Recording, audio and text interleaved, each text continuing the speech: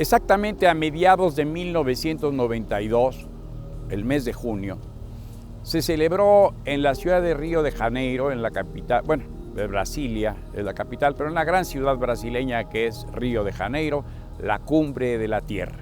Asistiría a ella el presidente Carlos Salinas de Gortari. Como mezclaba muy bien su quehacer político con el quehacer económico, hizo una escala en Sao Paulo para hablar con hombres de negocios a los que instó a la firma de sendos tratados de libre comercio. Si no los hacemos ahora, advirtió a poderosos representantes de empresas transnacionales, otros lo harán por nosotros, sentenció el muy inteligente presidente de México, Carlos Salinas de Gortari. Partiríamos de ahí, de Sao Paulo, Brasil, hacia Río de Janeiro, en donde se celebraría, como dije antes, la Cumbre de la Tierra. Iría el vicepresidente Gore de los Estados Unidos, irían una playa de jefes de gobierno, jefes de Estado, naturalistas, amantes de la naturaleza, estarían biólogos, estarían médicos, estarían ambientalistas, en fin, se trataba de la Cumbre de la Tierra. Pues en ese aeropuerto de Sao Paulo, don Fernando Césarman, eminente médico mexicano, me dijo: mire usted, yo soy el autor del capítulo ecológico del Plan Nacional de Desarrollo 1988-1994, es decir, del sexenio que gobernaría este país como lo gobernó Carlos Salinas de Gortari. ¿Y cuánto se ha cumplido del capítulo ecológico en el Plan Nacional de Desarrollo? Le pregunté, estábamos ya en el 92, 4 años ya de régimen del presidente Salinas. Y me dijo, ni una coma, Reyes Razo, ni un punto, ni una coma, no se ha cumplido nada. Aquella fue una noticia de 8 columnas, irritó mucho al presidente. Me reclamó airado que hubiera dicho eso, pero era la verdad y lo decía un hombre, Fernando Césarman, de esa dinastía extraordinaria de Eduardo y de Teodoro Césarman, grandes amantes de México, grandes mexicanos, que tanto hicieron y han hecho por la cultura de nuestro país. Había creado junto con Homero Arirgis, el poeta autor de Mirándola dormir, de Perséfone, diplomático mexicano, había creado el grupo de los 100 defensores del medio ambiente mexicano, de nuestro entorno, de lo que respiramos, de lo que inhalamos, de lo que miramos, de lo que nos contenta o de aquello que nos ofende. Cuidar nuestros mares, cuidar nuestros bosques, cuidar nuestra atmósfera toda, cuidar nuestros cielos para nosotros. Y como decía Luis Donaldo Colosio, que este país no es nuestro, nuestros hijos, nuestros descendientes nos lo han prestado. De tal suerte que el grupo de los 100 se disolvió porque murmuraban que estaban enojados con Homero Arirgis, que lo había convertido en una plataforma para su beneficio personal.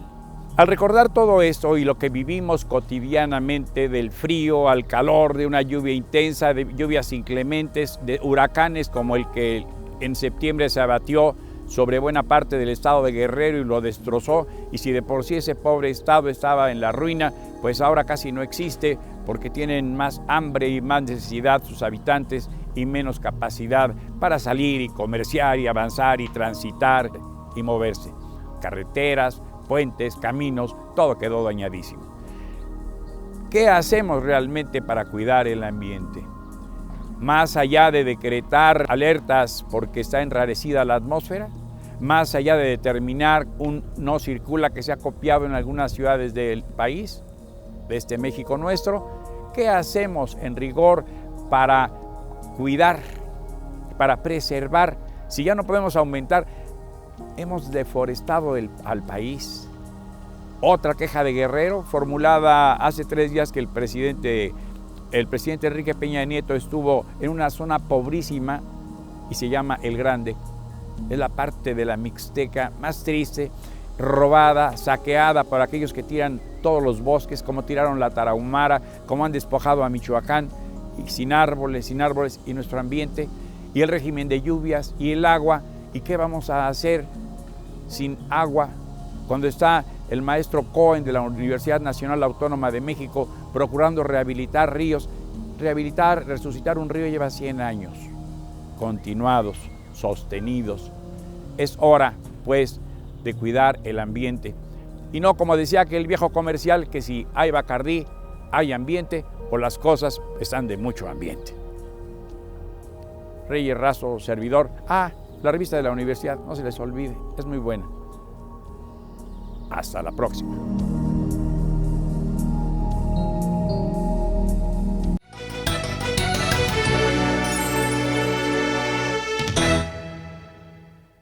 Yo no sé bien a bien cuál es la diferencia entre un área protegida y un parque nacional. Pero me llamó mucho la atención que hace unos días, hace unos meses o semanas, ya no me acuerdo bien, pero el Nevado de Toluca, que yo no sé si sirve para algo en materia de aprovechamiento económico, dejó de ser un parque nacional. Es más, yo no sabía ni siquiera que como parque nacional estaría mejor o peor que si lo dejan así nomás. Pero eso me llama la atención porque yo veo que en la salida de la Ciudad de México por la carretera de Pachuca, eso dice Parque Nacional Miguel Hidalgo. Y yo veo puras casas horribles y pura polvareda, pura mugre. Y que me perdonen los que ahí viven, pero pues que le den una barridita si no les gusta, ¿no? Y veo que aquel viejo sueño de la cota que había puesto el gobierno de la ciudad para no construir más arriba de los cerros, pues por lo menos en el Chiquihuite se acabó. La gente ya vive, ya le dio la vuelta, ¿no? Empezaron por acá y terminaron por acá. Entonces, nuestros parques, nuestros bosques se van perdiendo año con año. Dicen que son 200,000 hectáreas al año que se pierden de bosques o de masas boscosas o de zonas de posible aprovechamiento. Y frente a todo eso seguimos haciendo leyes cuando había otras leyes que nunca se aplicaron. ¿Cómo para qué?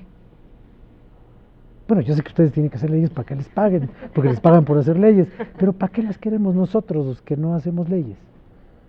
Creo que tenemos que armonizar efectivamente, como comentaban, todas las leyes que tenemos, porque desafortunadamente a veces cuando metemos alguna iniciativa en función de hacer una modificación además a una parte de una ley, a veces nos trastocamos y le ponemos la solución a una, por ejemplo, no sé, les ponen una multa por una cosa, pero resulta que con la otra ley esa no era una multa aplicable.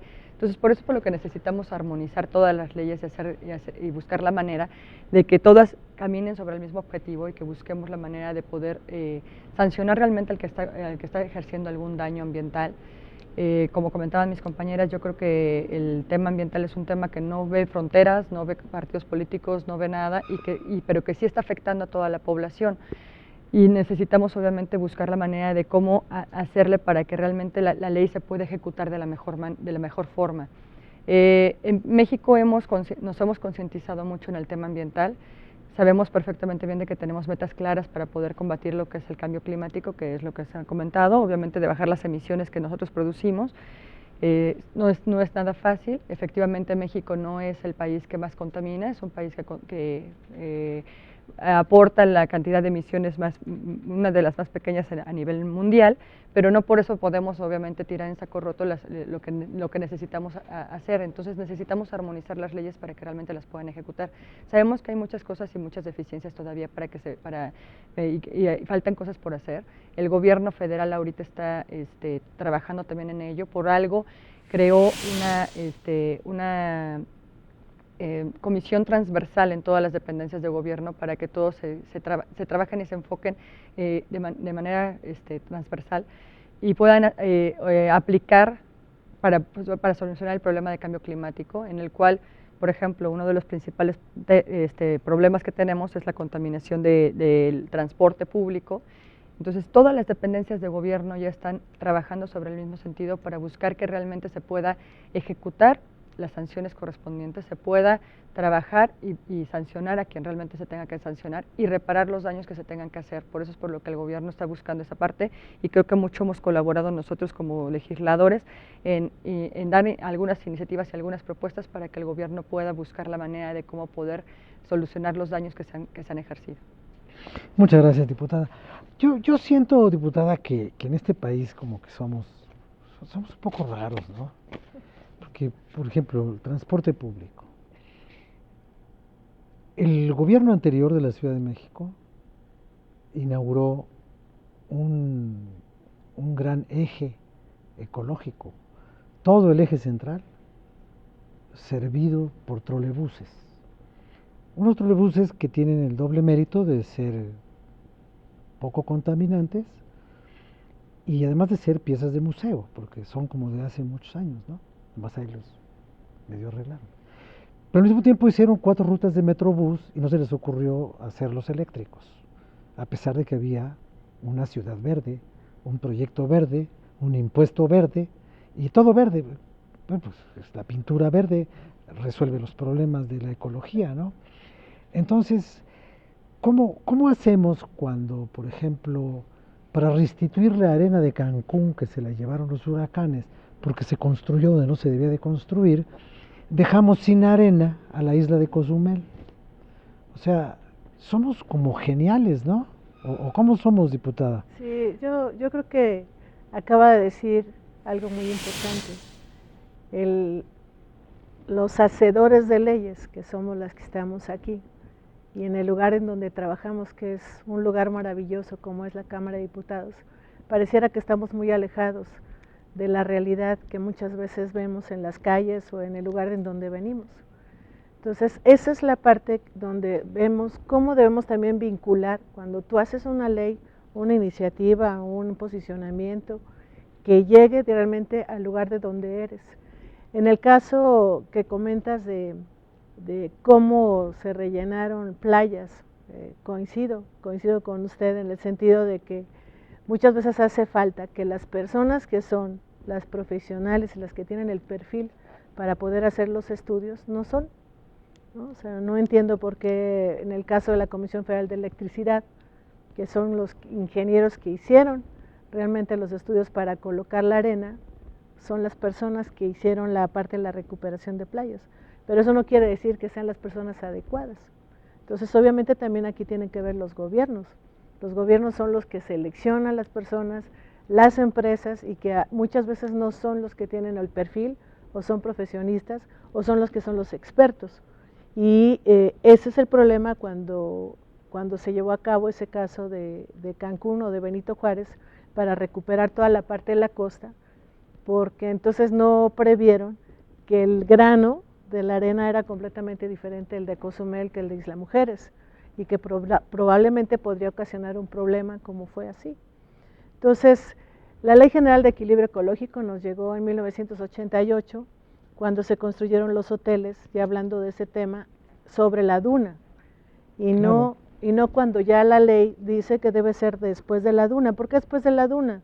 Porque en la duna hay precisamente ecosistemas en donde hay un flujo de agua, donde hay un flujo donde se mueven varios de estos organismos o microorganismos, pero eso no se previó. Entonces, en Cancún el problema es que los hoteles están sobre la duna, la gran mayoría, y entonces viene una ley después de esto, y que después tenemos que ver cómo sacar bancos de arena de un lugar donde precisamente iban a haber afectaciones sobre la costa.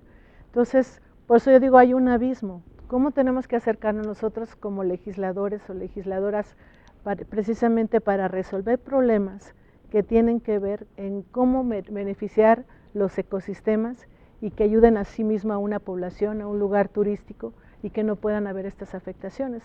Lo dijeron bien mis compañeras, las leyes son para aplicarse de una forma como viene. Toda ley es perfectible de ser modificada. Sin embargo, al ser modificada es porque finalmente conocemos los ecosistemas, conocemos los lugares y hay que aplicarla. Creo yo que lo comentaron mis compañeras, cuando nosotros hablamos de tener una legislatura como la 62, de poder tener avances, es precisamente porque en materia ambiental nunca ha sido prioridad en la gran mayoría de las legislaturas. Cuando nosotros iniciamos esta, decimos, vamos a sacar todo el rezago que hay. Y efectivamente hay iniciativas que vienen de muchos años atrás y que se vinieron sacando porque precisamente era para resolver problemas locales de diferentes municipios, de estados, y que podían ser y beneficiar. ¿Por qué lo digo? Porque hace una ley Hace un año puedes meter una iniciativa y apenas está en este momento en la discusión en el Senado de la República. Entonces, ¿hay burocracia muchas veces? Probablemente sí, pero hay muchas ganas de sacar las cosas adelante, sí, porque nosotros venimos como diputados de un distrito, de un municipio, pero somos diputados de un país y finalmente lo que tenemos que hacer es precisamente acercar la ley con resolver estos problemas. Muchas gracias. Vamos a hacer una pequeña pausa y ahorita regresamos.